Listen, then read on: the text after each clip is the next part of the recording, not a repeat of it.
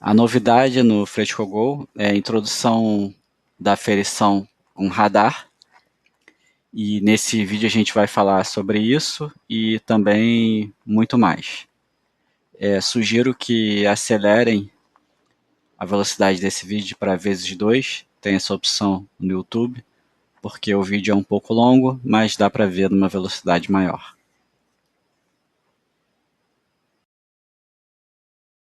Vamos falar então do Frescogol, e eu gosto de dividir em 3 frentes.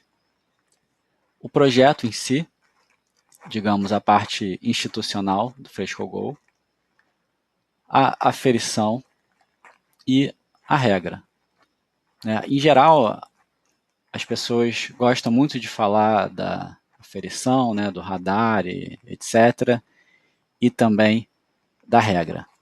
Mas, para o Frescogol, o mais importante, disparado, é essa questão institucional, porque é ela que vai guiar como as outras duas partes são tratadas. Então vamos começar pelo Frescogol como projeto. Então, basicamente aqui eu falo da relação entre o Frescogol e os outros interessados, vamos dizer assim, que basicamente são os atletas, as redes e arenas espalhadas aí pelo Brasil e a organização de torneios e federações.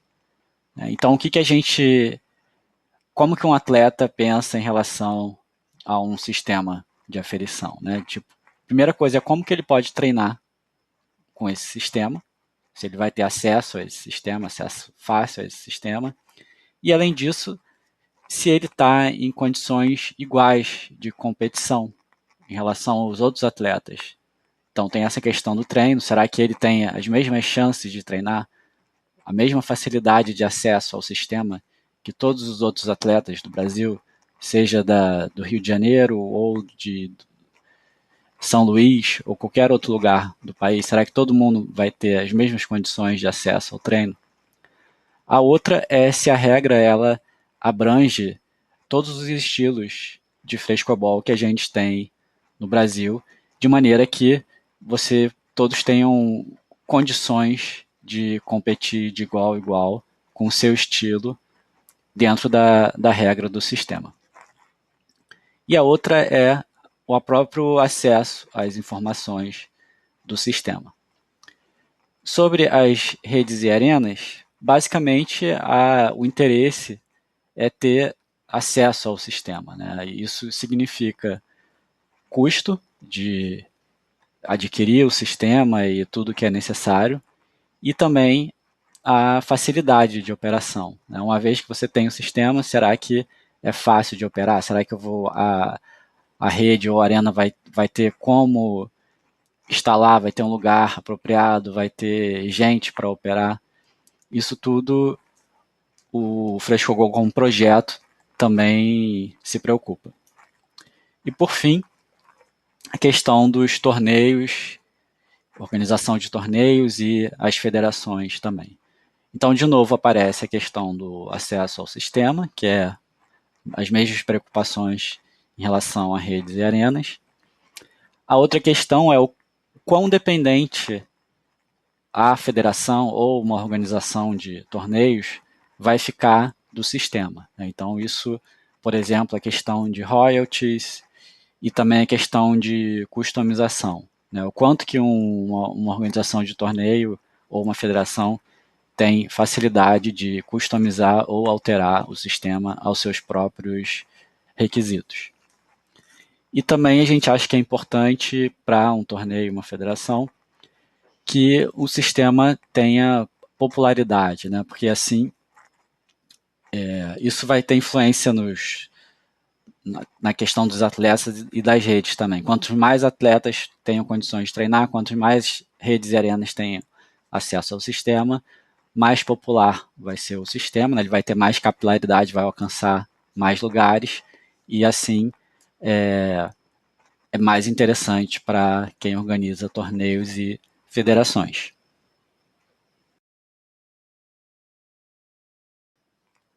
Bom, então como que a gente vê o Frescogol atendendo a esses atletas, redes, arenas, organizadores de torneio, federações? O mais importante de tudo, se tem uma frase só que é importante levar dessa apresentação inteira, é essa, que o Frescogol está em domínio público. Tá? Ele não tem um dono, digamos assim. Qualquer um pode fazer o que quiser com o sistema. Tá? Então, como exemplo, é, digamos assim, parecido com a música Parabéns para você. Tá? De quem é a música Parabéns para você? Quem que pode usar? Você pode fazer basicamente o que você quiser. Você pode alterar a letra, você pode tocar no rádio, tocar em, enfim. Você não tem restrições em cima do Parabéns para você, porque é uma obra que já está em domínio público. Tá? E uma comparação mais com o esporte seria um torneio de futebol. O que, que você precisa para fazer um torneio de futebol? Você nem pensa sobre isso, porque assim as regras estão aí, estão abertas, não existe nenhuma restrição, nada que impeça ou que você tem alguma dificuldade de realizar um torneio. Então, a mentalidade do projeto Frescogol é essa, de domínio público. Tá, então isso significa o quê? Significa que o sistema como um todo, o software, as regras, tudo é livre. Livre no sentido de que pode ser usado, pode ser modificado, pode ser inclusive comercializado. Né? Você pode realizar um torneio e lucrar com ele usando o sistema Frescogol. E você não precisa de concessão nenhuma, você não precisa de permissão, de autorização de ninguém. Você não vai ter nem custo, nem ter que de royalties. Basicamente não existe nenhuma restrição. Tá? E para sempre. Né? Uma vez que o Frescogol está em domínio público, está em domínio público para sempre, pelo menos as versões que vierem a ser lançadas em domínio público, isso não tem por que mudar. Tá? Então aqui tem o site na internet do projeto. E uma outra maneira de ver essa questão do domínio público é que o sistema ele é acessível, né? Ele está pronto para ser usado por qualquer um. Então, o software está disponível para download, a operação do sistema é fácil, funciona basicamente em qualquer ambiente, porque a gente tem várias maneiras de aferir os jogos. E também com o menor custo possível. Né? Basicamente, é o aparelho que tem que comprar, seja o controle, que também está em domínio público, então se quem tiver conhecimento de eletrônica pode também fabricar para usar ou até para vender, né? Lembrando aqui que tudo pode ser comercializado por terceiros sem nenhuma concessão. E no caso do radar, aí realmente é muito mais complicado de fazer, mas existem radares para serem comprados.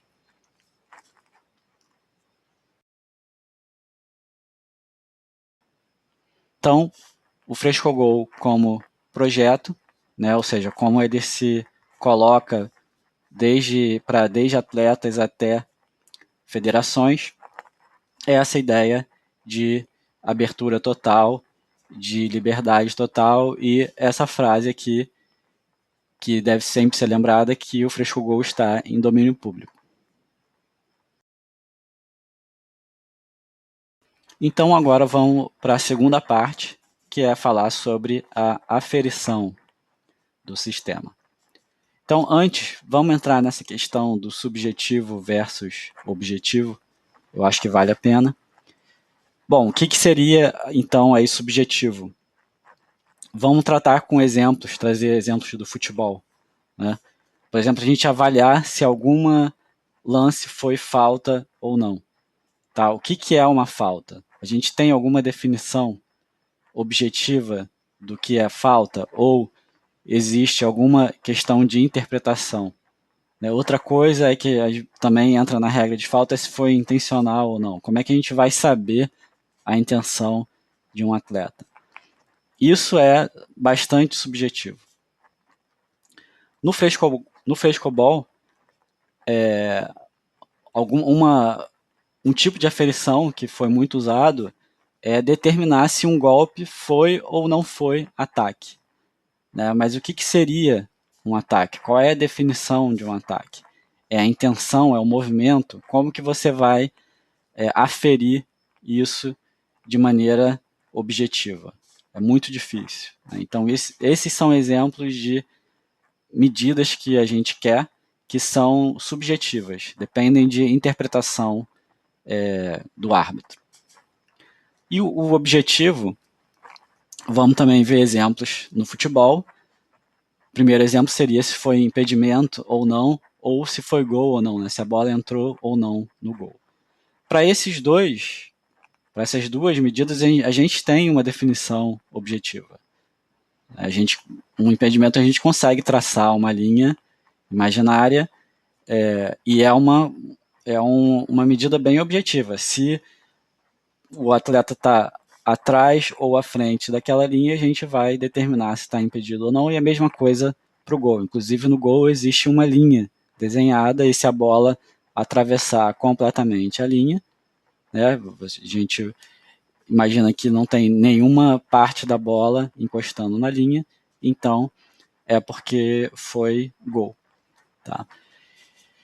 E no frescobol também existem coisas que são objetivas. Por exemplo, se a bola tocou na raquete. Né? Então, se a gente tiver uma regra que conta a quantidade de toques na raquete, isso é bastante objetivo. Você não tem como. Não existe interpretação nesse caso.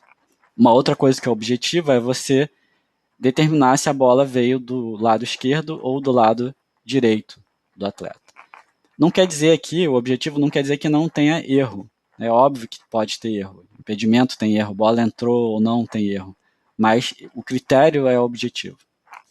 A mesma coisa sobre toque. Às vezes a bola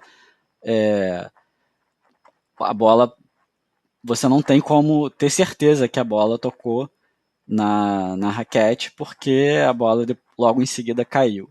Tá? Então são casos que são ali o limite do que é possível de medir ou não. Mesma coisa quando a bola vem no meio do atleta, não é possível determinar com 100% de certeza. Mas o critério é objetivo. Outra coisa é se a bola caiu no chão. Isso também pode tem erros também. Às vezes tem aquela questão do bate pronto e tal, mas o critério é se a bola tocou no chão ou não. Isso é um critério objetivo. O outro critério objetivo que está sendo usado agora praticamente em todos os torneios é qual é a velocidade da bola. Isso também é um critério objetivo. Tá? Bom, ambos são passíveis de erro. Tá? Então, aqui que eu acho que é a questão fundamental. Tá? O objetivo também é passível de erro, mas é claro que a taxa de erro vai ser muito menor do que nos critérios subjetivos. Mas tanto subjetivo quanto objetivo são passíveis de erro. Bom, o frescogol, por design, né, por projeto, ele foi projetado para ser objetivo. Tá? Então, o que é medido? É a velocidade, que é um critério objetivo, e a gente também mede se a bola caiu ou não, que também é um critério objetivo. Tá? Lembrando, de novo, isso não significa que, por ser objetivo, que não vai ter nenhum erro de aferição. Tá? A gente sabe que tem erros de aferição, até de queda de bola, é comum, às vezes, o árbitro não entender que a bola caiu, mas todo mundo viu que a bola caiu e vice-versa.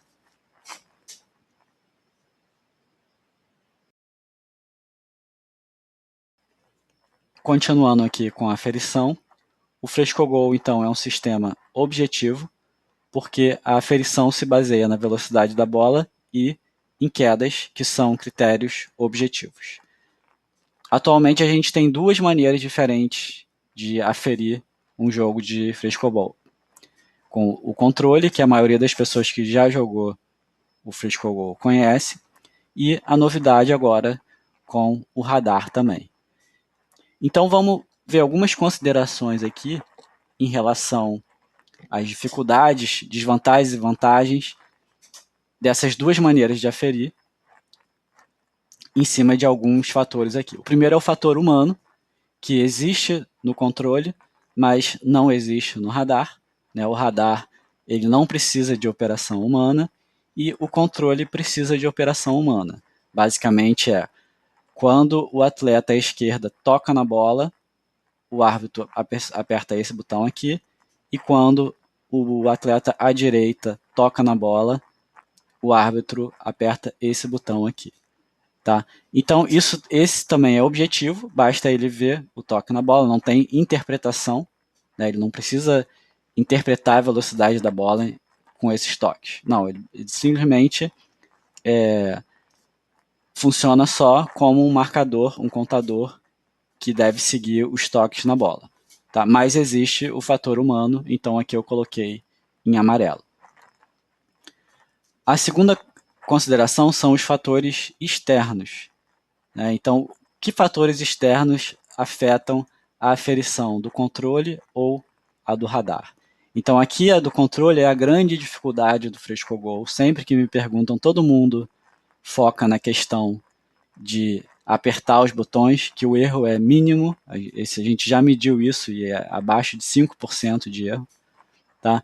A grande dificuldade do Frescogol está aqui, em aferir a distância entre os atletas, em garantir que os atletas estão na distância de, por exemplo, 7,5 metros. Isso é complicado de fazer no Frescogol. Tá? E no radar também tem fatores externos, só que são menos, atrapalham menos.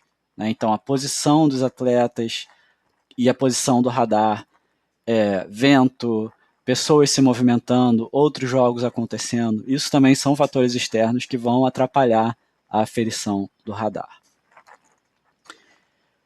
E a terceira consideração é a questão de auditabilidade, ou seja, eu consigo auditar um jogo no controle ou eu consigo auditar melhor um jogo no radar. Tá? No controle é muito fácil. Você pode ter várias pessoas com o controle aferindo o mesmo jogo ao mesmo tempo e pode ter várias medidas diferentes, comparar essas medidas para ver se elas estão consistentes. E além disso, você também pode gravar o jogo. Então, um atleta que esteja jogando, obviamente, ele não vai poder aferir o jogo dele, mas ele pode gravar o jogo e aferir o jogo depois em cima do vídeo. Então, os resultados são muito bons. Com radar é muito complicado, porque o radar precisa estar numa posição específica do jogo e eu não consigo aferir o jogo depois que ele aconteceu. Então, digamos que essa questão de você auditar um jogo seja a grande desvantagem do radar. Tá? Bom, na prática, principalmente por essa questão do fator humano e os fatores externos, o que a prática vem mostrando é que os atletas querem o radar, né? E por razões boas, razões certamente razoáveis. Então, vamos falar agora um pouco sobre o radar, mas vamos também ser bastante franco com as dificuldades que a gente tem com o radar. Então, vamos seguir em frente.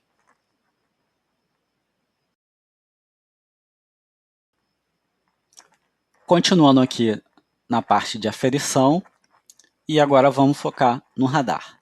Né? Quais são os possíveis erros que a gente tem que se preocupar quando a gente usa o radar?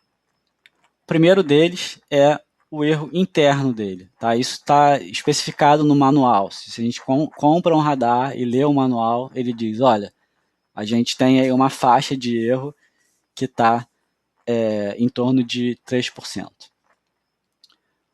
O outro erro é o que chama de erro de ângulo, também chamado de erro de cosseno, tá? Que tem a ver com a forma que o radar funciona, com o princípio físico dele, tá? Que ele usa efeito Doppler. Então, qualquer sensor que usa efeito Doppler é suscetível a esse erro de ângulo aqui, que eu vou explicar basicamente por alto qual é esse problema. Então, aqui está o radar e aqui estão os dois atletas jogando. Tá? Essa posição aqui, que tem essa linha que passa pelo radar e pelos dois atletas, é a posição ideal do radar, que ele vai medir a velocidade com precisão exata, claro, ignorando aqui esses erros internos. Só que o que acontece é que o atleta ele se mexe. Tá? Então, por exemplo, se ele se mexer e bater uma bola daqui na direção do defensor, ele vai bater nessa direção aqui e vai ter esse ângulo aqui. Tá? Então, esse ângulo ele afeta a aferição do radar. Tá? Então, claro que o atleta não vai se mexer até aqui para atacar, aqui seria o pior erro possível, tá? Mas pode ser comum em alguns casos chegar aqui em torno de 10%, mas claro que não vai ser no jogo inteiro. Mas é importante os atletas saberem disso, né? Isso é fundamental, porque isso vai afetar a aferição da pontuação deles. A outra questão é o bloqueio de visão do radar, né? O radar ele não tem um raio-x. Se tiver uma parede entre o radar e a bola, o radar não vai enxergar a bola e não vai medir nada, ele vai perder o golpe. Né? Então, obviamente que não vai ter uma parede, mas o próprio atleta, dependendo da posição que ele tiver, dependendo de onde ele faz o golpe, se ele fizer um golpe muito junto ao corpo, pode ser que a trajetória da bola fique bloqueada pelo radar, pelo menos uma parte. Né? E aí ele pegaria a bola bem mais na frente com uma velocidade menor. Então, esse bloqueio de visão também afeta a aferição do radar.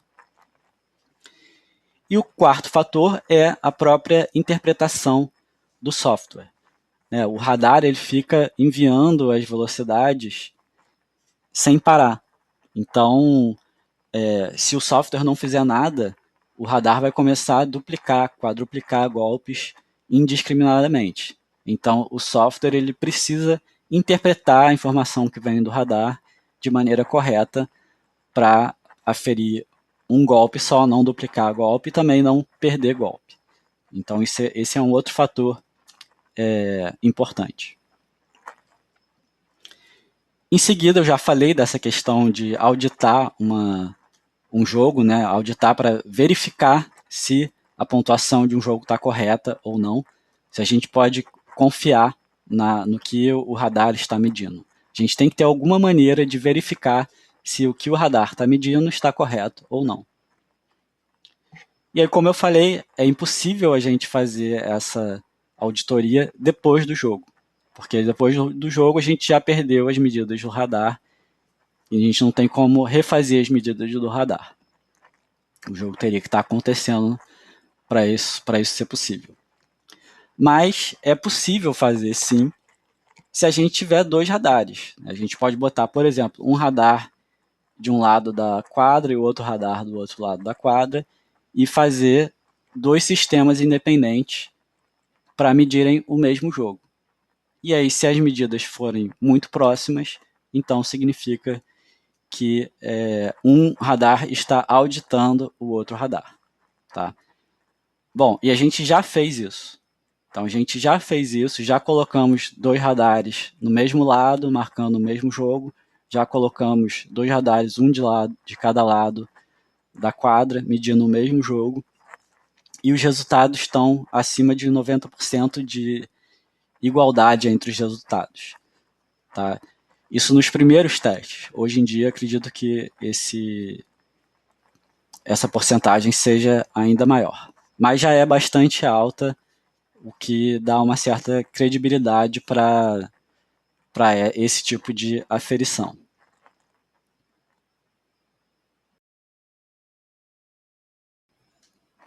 Bom, a conclusão então é que o radar, pelos testes que a gente vem fazendo, tem se mostrado com um bom resultado e a gente já tem aí dois radares funcionando com pessoas diferentes, que também mostra que a operação é possível, não precisa de um especialista para usar, para baixar o software, instalar.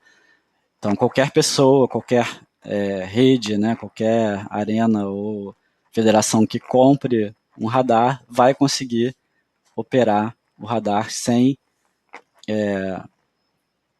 a ajuda de terceiros, né? Vai conseguir ser realmente independente e fazer os seus eventos tranquilamente com o radar.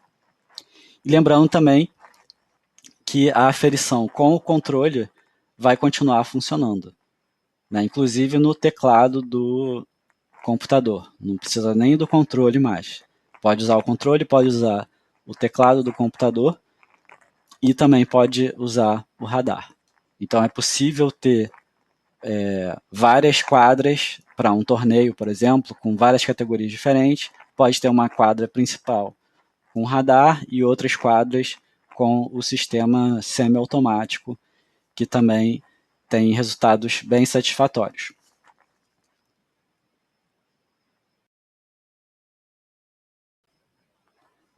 Já falamos sobre o projeto de uma maneira geral, já falamos dos modos de aferição com controle com radar, e agora vamos falar da regra.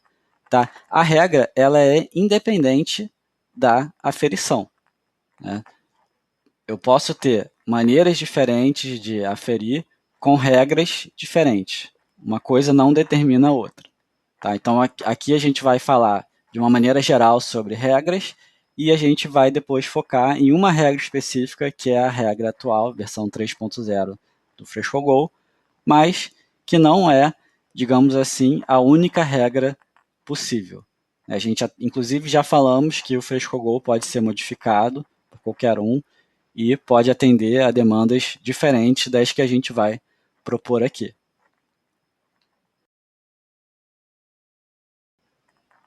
Como objetivo, primeiro é a gente ter uma regra única que seja mais inclusiva, e o que eu quero dizer com isso é que atenda a todos os gêneros, idades e níveis de frescobol, e também que atenda a todos os estilos de jogo. Então, por exemplo, aqui a gente tem o estilo mais comum, aqui no sul pelo menos, no sudeste, que é ataque e defesa, e mesmo no ataque e defesa a gente tem duas variações. Um jogo mais no trilho, mais rápido, de distância curta, entre 7,5 e 8 metros, que basicamente é em geral nas regras é o estilo que é mais ganhador. E também tem um estilo mais de força, né, que você se distancia ainda mais de 8 metros, 8 metros e meio, e o jogo fica mais lento por causa disso, mas por outro lado você pode bater mais forte na bola.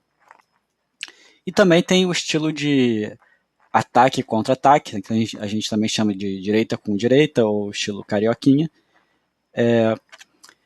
E que aí sim é um pouco mais diferente do ataque e defesa, né? Porque os dois atletas jogam com mais ou menos a mesma velocidade, então às vezes é até difícil de entender quem está atacando mais forte do que o outro. E então eu vou dar esses três nomes aqui que a gente vai usar: esse jogo de trilho, o de força e o de contra-ataque. Bom, e uma das vantagens de ter essa regra única inclusiva é que vai permitir, tem essa possibilidade de a gente comparar objetivamente jogos que são bastante diferentes. Então, por exemplo, um Master feminino nesse estilo de trilho, se a gente tiver uma mesma regra única, a gente vai poder comparar de maneira objetiva com um jogo que seja um masculino categoria A de ataque contra ataque. Vai ser possível porque é a mesma regra, digamos assim. E também usar uma regra única dá mais uma dimensão de inclusão para todos os atletas, né? Para os próprios atletas eles poderem saber qual é o nível que eles estão jogando, se eles estão na categoria certa ou não. Para isso é importante ter uma regra que seja comparável entre diversos estilos e idades, gêneros e níveis diferentes. Então esse é o primeiro objetivo, digamos assim.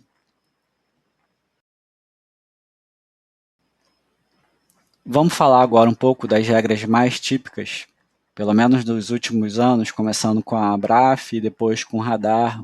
As diversas variações de radar, a gente tem pelo menos 4 antes do FrescoGo. Bom, o básico da regra é somar os ataques, né? Cada ataque, dependendo da velocidade, vai ter uma pontuação e as regras, basicamente, elas somam esses ataques e isso compõe a base da pontuação dos atletas.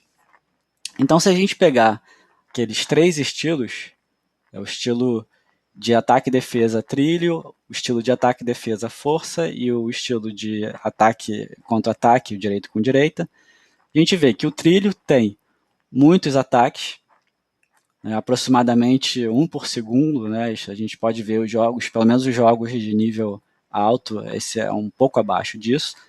Se os atletas se afastarem e começarem a bater mais forte, vai afetar também a defesa, vai ficar mais lenta, e o jogo começa a ter uma queda na quantidade de ataques, por consequência, a soma dos ataques vai diminuir também. Por outro lado, o jogo direita com direita, de ataque contra ataque, ele é muito rápido. E aí acaba tendo muito ataque, porque você tem ataque tanto na ida quanto na volta. Então aqui eu coloquei nas cores, né, o vermelho, digamos assim, é o que pontuaria menos por essa questão da soma dos ataques, e o verde o que pontuaria mais. Bom, e aí a maioria das regras, pelo menos as de radar, todas as regras de radar, elas impõem uma velocidade mínima, né, em geral acima de 60.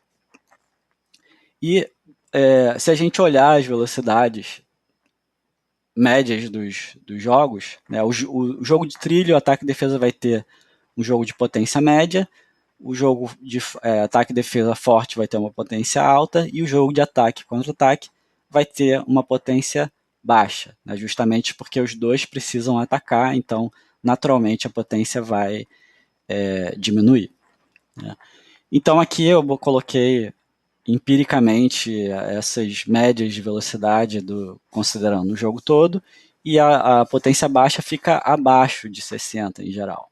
E basicamente, se tem uma regra que impõe uma velocidade mínima acima de 60, que é basicamente o que as regras fazem atualmente, esse jogo de potência baixa, de ataque contra ataque, ele passa a não ser considerado, porque nenhum ataque vai contar. Se eu tenho muitíssimos ataques que sejam a 59 por hora, que é um jogo bastante difícil de fazer, se eu tiver esse limite mínimo, nenhum golpe vai contar e essa dupla simplesmente vai zerar. Então, digamos que as regras típicas de radar, elas excluem esse jogo porque é muito difícil fazer um jogo direita com direita acima de 55, o que dirá acima de 60.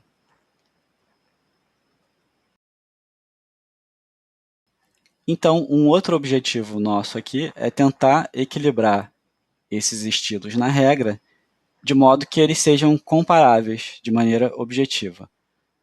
Então, como fazer um jogo que as pessoas jogam a 8 metros ou 8 metros e meio, né, que tem pouquíssimos ataques, que vão somar pouquíssimos ataques, como é que a gente vai fazer um jogo desse ser comparável a um jogo com muitíssimos ataques, mesmo com uma potência baixa, né, porque eles vão somar muitos ataques. Né, e como não tirar o domínio do trilho, mas pelo menos colocar em xeque esse domínio do jogo de trilho, permitindo que esses outros dois estilos, que também tem bastantes atletas que gostam de jogar com esse estilo, e são estilos igualmente válidos, que também possam competir de igual para igual.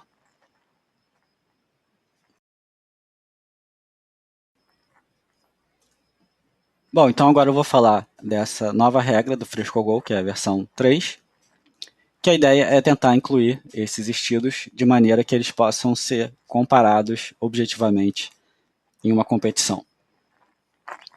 Então, a gente colocou esse limite mínimo para considerar um ataque em 50 km por hora, porque é uma velocidade que os 3 estilos conseguem alcançar sem muito problema. Aqui o ataque contra ataque nem sempre vai conseguir atingir essa velocidade, mas é uma velocidade possível e não é tão complicado assim de chegar.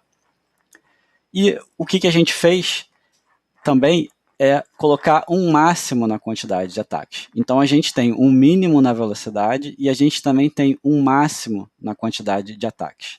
Tá? Então são 200 ataques em 4 minutos, isso vai dar 50 ataques por minuto. Né? Então 50 ataques em 60 segundos.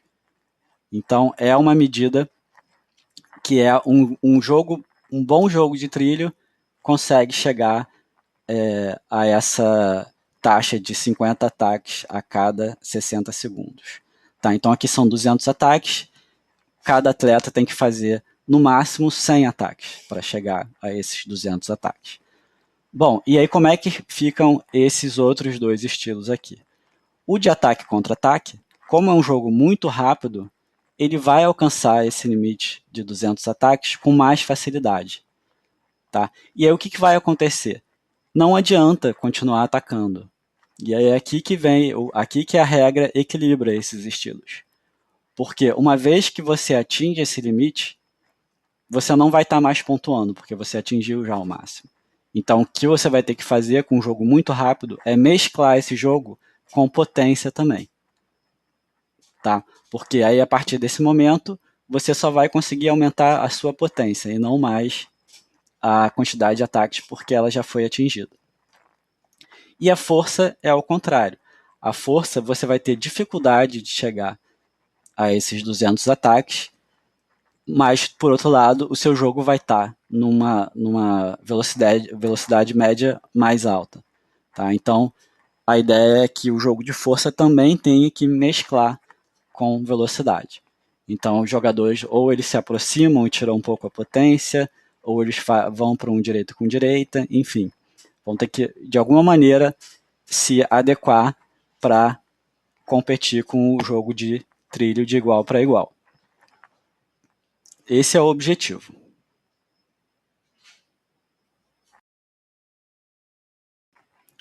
Agora, mais concretamente sobre a regra é a seguinte: cada atleta ele vai ser avaliado em separado com a sua própria pontuação. Então aqui tem a pontuação do atleta 1 e aqui tem a pontuação do atleta 2. Então vai ser a quantidade de ataques que ele fizer vezes a média de velocidade dos ataques. Então, por exemplo, se ele teve 80 ataques e a média desses 80 ataques foi de 60 km por hora, então ele vai somar 4.800 pontos. E o atleta 2, a mesma coisa, a quantidade de ataques dele vezes a média de velocidade dos ataques dele. Então, se ele fez 100 ataques e esses 100 ataques, em média, tiveram 50 km por hora, então ele vai somar 5.000 pontos. Bom, somente os 100 ataques mais fortes, a gente já falou disso, vão ser contabilizados, e somente os que forem acima de 50 km por hora. Tá? Então, por exemplo, mesmo que esse atleta tivesse 150 golpes a 50 km por hora, ainda assim ele iria somar 5.000 pontos, porque só iriam contar os 100 melhores golpes dele.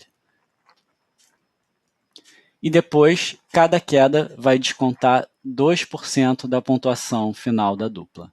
Tá? Então, como é que eu calculo a pontuação final? Eu vou somar a pontuação dos dois atletas e vou tirar 2% a cada queda.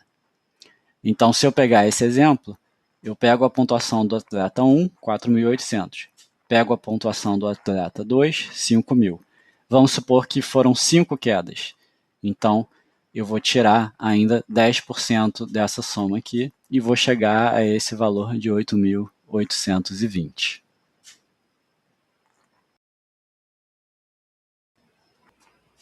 E um detalhe aqui é que o equilíbrio, em geral, é um critério a mais, mas aqui ele vem naturalmente desse limite de ataques. Porque se esse atleta aqui ele atacar muitos e passar dos 100, os golpes dele vão começar a não contar. No máximo ele vai estar aumentando a média dele, mas ele não vai estar mais somando os golpes. E também entra aqui o desequilíbrio. Se eu tenho um atleta que ataca mais forte do que o outro, a dupla aqui também vai ser penalizada com um desequilíbrio na média aqui, porque vai estar limitado aos 100 golpes, mais uma vez.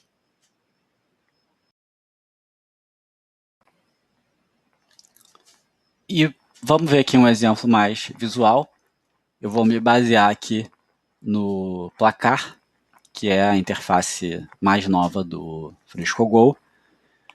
Então aqui a gente vê a pontuação dos dois atletas, aqui a gente vê pontuação final, quantidade de golpes, tempo faltando para o término do jogo, então esse jogo já terminou.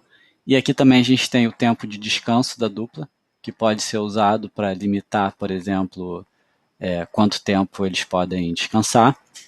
E aqui estaria, se o jogo estivesse acontecendo, estaria passando a velocidade dos golpes de cada atleta do lado esquerdo e do lado direito. Bom, então vamos explicar aqui esses três números aqui. O primeiro é a quantidade de ataques do atleta 1, então ele fez 118 ataques, só que tem um /100 aqui para indicar que só os 100 melhores vão contar. Tá? Então esse vermelho aqui é para indicar que esse atleta já alcançou o máximo de golpes.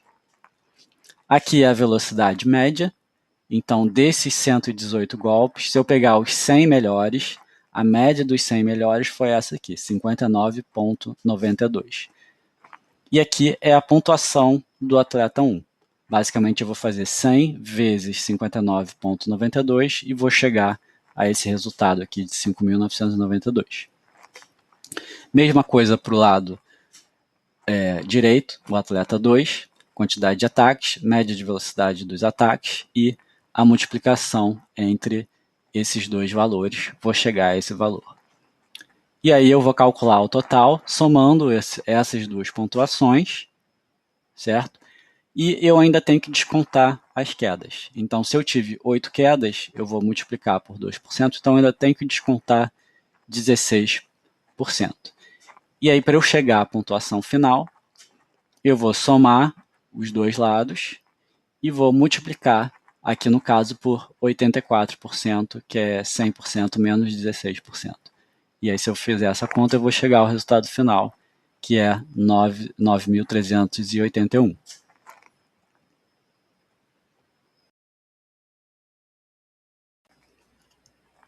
Bom, falamos então do Frescogol. Primeiro, uma visão mais geral de projeto, né? E a ideia primordial é que o Frescogol é um sistema que está em domínio público, então ele pode ser usado de maneira indiscriminada, pode ser comercializado, pode ser alterado, ou seja, não existe nenhuma restrição em cima do uso do Frescogol. Falamos também da aferição, que basicamente o Frescogol ele é baseado em contar a velocidade dos golpes e contar as quedas, e a gente pode aferir isso usando um modo semiautomático, com o controle que o árbitro afere cada toque dos atletas, ou com a novidade agora com o uso do radar. E também vimos a nova regra do Frescogol, que tem como base um limite mínimo de velocidade de 50 km por hora, junto com o limite máximo de ataques, que são 100 para cada atleta em 4 minutos. E com isso a gente pretende unificar os três estilos de jogo que a gente discutiu, que é o ataque e defesa, um jogo mais trilho, um pouco mais próximo, e o ataque e defesa com uma força maior, com uma distância também maior e, por consequência, com menos ataques. E também o jogo de ataque contra ataque, que é um jogo que tem uma potência mais baixa, só que é uma quantidade de ataques bastante grande. Então, com essas restrições que a gente colocou na regra, a gente acredita que esses jogos vão poder ser bem comparados de maneira objetiva e de maneira que todos eles sejam competitivos.